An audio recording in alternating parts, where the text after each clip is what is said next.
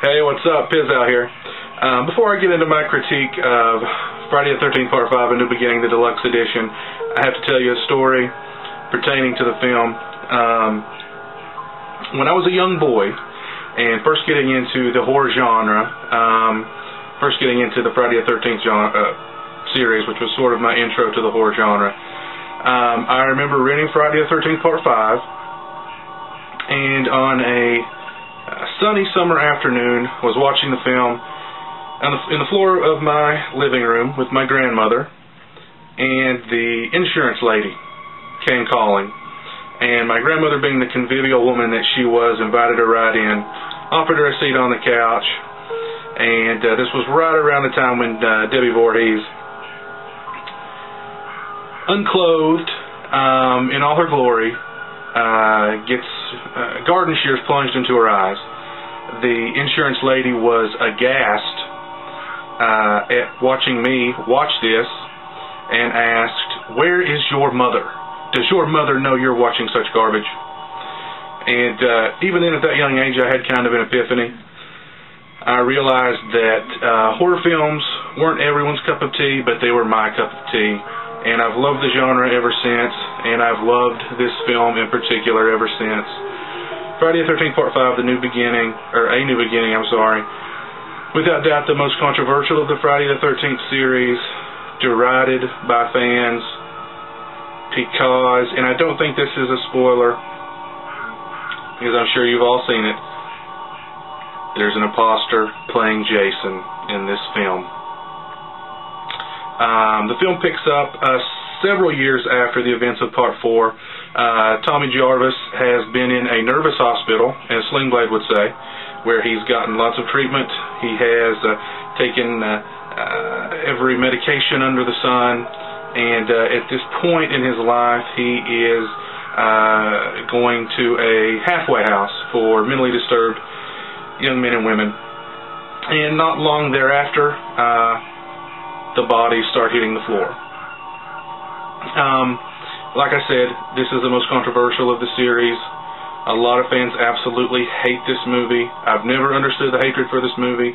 I could not care less that there's an imposter playing Jason. There's a guy in a hockey mask with a machete hacking people up.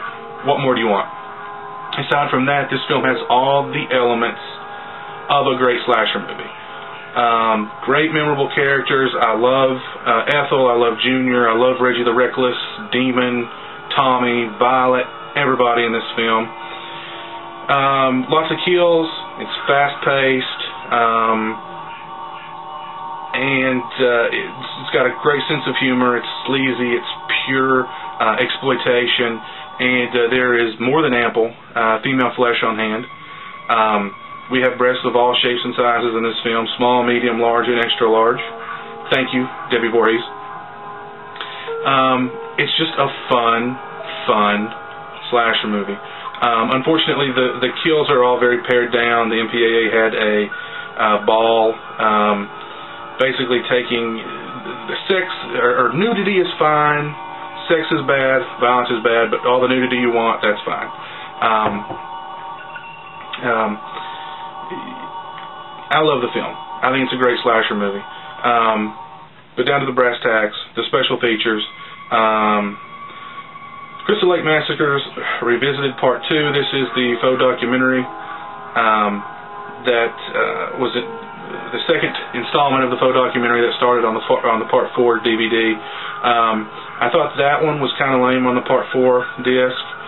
On here, it was hilarious. They interviewed two of Reggie the Reckless's relatives, and it's absolutely hilarious. I really like it. It's a big step up from the first one. Lost Tales from Camp Blood Part 5, more of the same. Useless, worthless, filler. I don't know why it's there. New Beginnings, The Making of Friday the 13th Part 5. Not really a making of documentary. It's 10 minutes. It's just like the feature from Part 4. It's very brief. It's not very in-depth. They talked to Danny Steinman. They talked to Shavar Ross. They talked to the woman who played Violet, who looks absolutely nothing like she did back in the day.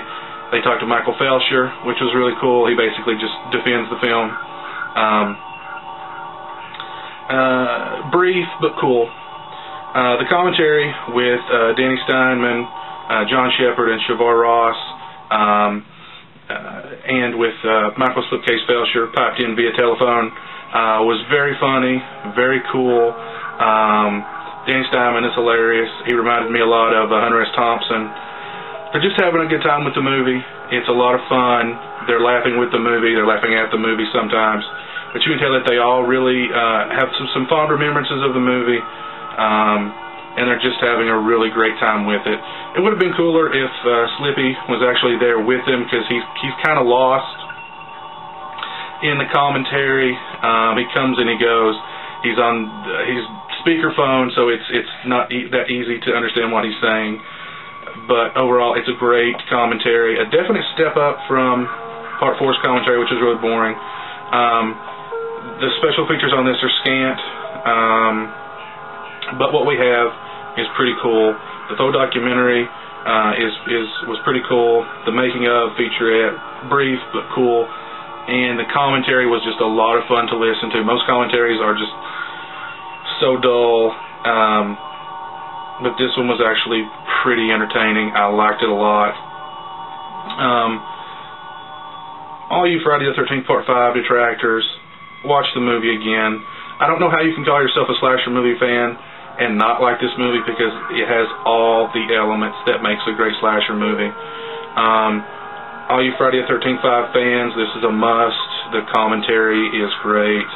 And you know, I'm glad that Part 5 is kind of now getting the accolades that it deserved, that it's richly deserved all these years. Deadpit.com is actually mentioned by Danny Steinman in the commentary, which was very cool. They're of course big fans of Part 5.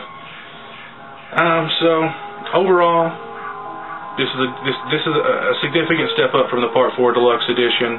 I'd give it a solid 8 out of 10. Very, very fun.